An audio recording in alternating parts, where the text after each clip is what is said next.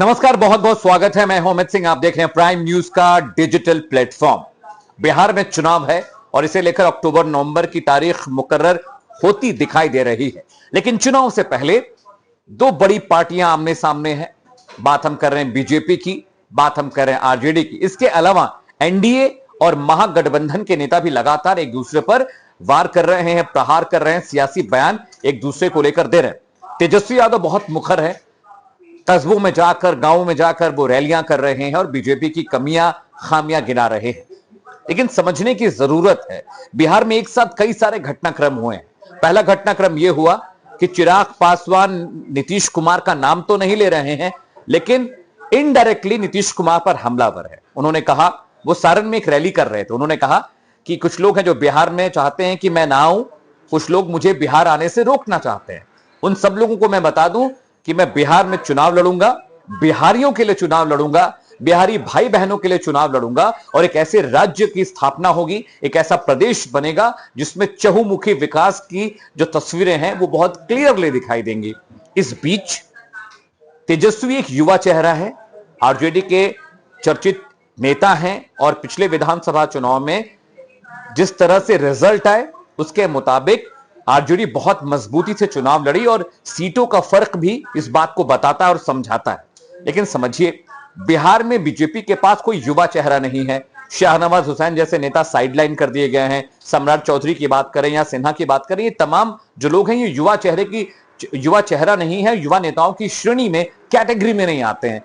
इसलिए बीजेपी की मजबूरी थी कि एक ऐसे शख्स को मैदान में उतारे जो कम से कम तेजस्वी यादव को टक्कर दे सके। और शायद यही वजह है कि चिराग पासवान बहुत मुखर हो गए हैं। चिराग पासवान ने दो तीन बड़ी बातें कही बिहार की सियासत को लेकर। उन्होंने कहा कि नीतीश कुमार मुख्यमंत्री हो, एनडीए तरक्की करे, उन्नति करे, देश का साथ साथ बिहार का विकास हो, लेकिन डेप्यूटी सीएम अगर हमारी पार्टी से हो जाए तो इससे मुझे कोई दिक्कत नहीं है। उन्होंने यह भी कहा कि मुझे पार्टी की तरफ से या किसी भी तरह के पद का लालच नहीं, किसी की प्रतिष्ठा का लालच नहीं है, मैं बिहार के हर सीट पर चुनाव लड़ूंगा। अब जो पॉलिटिकल पंडित बिहार के हैं, हालांकि एनडीए के नेता, बीजेपी के नेता बंगले झांक रहे हैं, लेकिन जो पॉलिटिकल पंडित हैं वो ये कह रहे हैं कि भाई ये शख्स प्रोजेक्ट किया गया है तेजस्वी यादव के खिलाफ। और इसीलिए इससे आप पूरा घटनाक्रम थोड़ा जोड़िएगा। आज से 1.5 महीने पहले अमित शाह जो कि गृह मंत्री हैं देश के, उनका बयान आया कि Who is going to be a CM of Bihar will decide after election। और उससे ठीक 20 दिन पहले बीजेपी के केंद्रीय नेतृत्व ने यह बयान दिया कि बिहार में हमारी सीटें कम या ज्यादा हैं, इससे फर्क नहीं पड़ता, लेकिन नीतीश कुमार मुख्यमंत्री होंगे, उन्हीं के चेहरे पर बीजेपी चुनाव लड़ी। और यह बात अमित शाह ने भी कही थी। लेकिन क्या वजह थी कि अमित शाह जी का बयान बदल गया? क्या वजह थी कि अचानक जो चिराग पासवान है वो नीतीश कुमार के खिलाफ लगातार बयान देने लगे? क्या वजह थी कि चिराग पासवान बहुत ज्यादा मुखर हो गए? क्या वजह थी कि Chirag Paswan within a party एक बागी की तरह दिखाई दे रहे हैं? ये तमाम जो घटनाक्रम बिहार चुनाव से पहले हो रहे हैं, ये बहुत दिलचस्प है। और समझिए, बिहार में अगर वोट काउंट्स की बात करें तो मुसलमान, दलित, पिछड़ा वोट मिलाकर करीब टोटल वोट का 40% जो हिस्सा आता है वो आता है दलितों, पिछड़ों और मुसलमानों की ओर से। 12-14% सवर्ण बिहार में है, यानी राजपूत और ब्राह्मण मिला दे तो 12-14-15% उनकी आबादी है। यानी बीजेपी का फोकस मजबूरी है करना, दलितों, पिछड़ों के बिना चुनाव जीतना बहुत मुश्किल है, मुसलमानों के वोट के बिना चुनाव जीतना बहुत मुश्किल है। लेकिन जिस तरह से उत्तर प्रदेश में मुसलमानों का वोट एक तरफा समाजवादी पार्टी को पड़ता है, कांग्रेस को पड़ता है, वही स्थिति बिहार में है। वहां पर जो मुस्लिम मतदाता है, करीब 80% मुस्लिम जो मतदाता है बिहार का, उसका टोटल जो वोट काउंट है, जो वोट पुट है, वो जाता है चिराग पासवान की पार्टी को, थोड़ा सा जाता है ये आरजेडी के नेताओं की तरफ और जो दलित और पिछड़ों का वोट बैंक है उसमें भी चिराग पासवान और आरजेडी के दोनों पार्टियों की शेयरिंग है। तो बीजेपी को एक दलित चेहरा चाहिए, एक ऐसा चेहरा चाहिए जो दलितों को, पिछड़ों को, ओबीसी को एकजुट कर सके। और लोकसभा चुनाव में जिस तरह से चिराग पासवान का प्रदर्शन रहा है, जिस तरह से वो लोगों को कन्विंस कर रहे थे अपनी रैलियों में, अपने भाषणों में, अपने नैरेटिव में, वो बहुत इंपैक्टफुल था। और इसीलिए शायद बीजेपी ने अपना गियर थोड़ा सा शिफ्ट किया है। यानी अमित शाह ने यह कहा कि अब जो मुख्यमंत्री होगा वो चुनाव के बाद डिसाइड होगा। चिराग पासवान अचानक आते हैं, वो कहते हैं कि मैं केंद्र की पॉलिटिक्स से बाहर आ रहा हूं, मैं राज्य में चुनाव लड़ने जा रहा हूं, मैं बिहारियों के लिए चुनाव लड़ रहा हूं, बिहार के विकास के लिए चुनाव लड़ रहा हूं। लेकिन इस बीच तेजस्वी यादव इलेक्शन कमीशन पर बहुत हमलावर है। वो ये कह रहे हैं कि 1 महीने के अंदर चुनाव आयोग कैसे 8 करोड़ मतदाताओं के वोटों को रिफॉर्म करेगा, चाहे उनकी लिस्टिंग हो, चाहे उनको इरेज करना हो, चाहे नए मतदाताओं को जोड़ना हो। क्योंकि आपको पता है कि बहुत सारे जो वोटर्स हैं इस साल 18 साल के हुए हैं और वो पहली मर्तबा वोट डालने जाएंगे इस बार बिहार विधानसभा में। उन्हें कैसे ऐड किया जाएगा? बहुत सारे बुजुर्ग जिनका देहांत हो चुका है, जो अब नहीं रहे इस दुनिया में, उनको वोटर लिस्ट से हटाना है। बहुत सारे करीब 3 से 3.5 जो करोड़ बिहारी भाई हमारे हैं जो अलग अलग प्रदेशों में काम कर रहे हैं, चाहे नौकरी पे, चाहे जिस भी विषय से वो बाहर हैं, तो उनका कैसे काउंट ऐड होगा, उनके वोट कैसे ऐड होंगे? सरकार ने 11 जो सूची दी है उसमें आधार कार्ड मान्य नहीं है।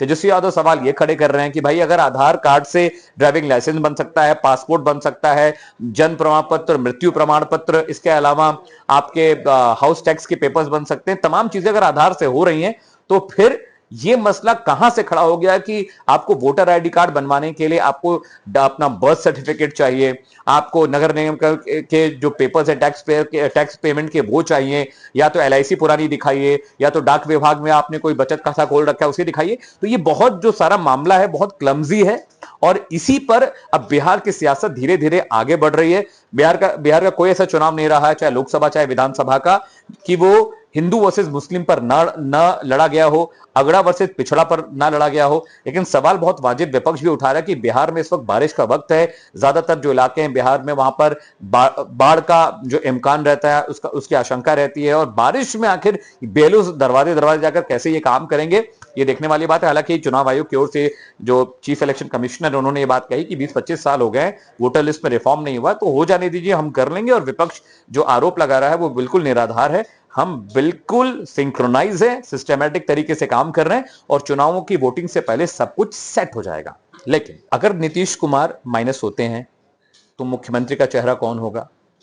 सिन्हा और सम्राट चौधरी डेप्यूटी सीएम ऑलरेडी हैं, तो क्या चिराग फिट बैठने वाले हैं सीएम के पोस्ट पर? और क्या नीतीश कुमार का यह आखिरी वर्किंग फेज है?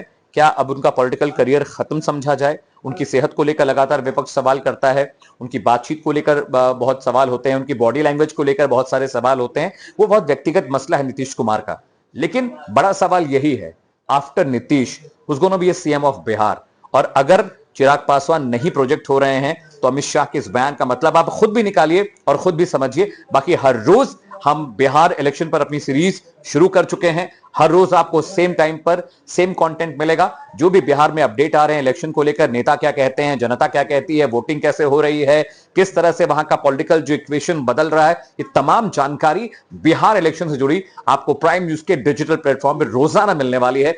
देखिए, फॉलो करिए, समझिए। हाँ, हमारे प्रोग्राम का नाम है बाहुबली बिहार चुनाव है सरकार। इससे हैशटैग करके आप सवाल पूछ सकते हैं। हमारे एक्स हैंडल पर जाइए, सवाल पूछिए, या बिहार के बारे में आप क्या जानना चाहते हैं, आपके सवाल मुझे मिलेंगे, मैं उस पर रिसर्च करूंगा और आपके सवालों के जवाब आप तक पहुंचाने की कोशिश करूंगा। अभी के फिलहाल इतना ही, लेकिन प्राइम न्यूज पर ऐसी तमाम खबरों को देखने, पढ़ने, समझने के लिए हमारे तमाम जो मीडिया प्लेटफॉर्म्स हैं उनको फॉलो करते रहिए। नमस्कार।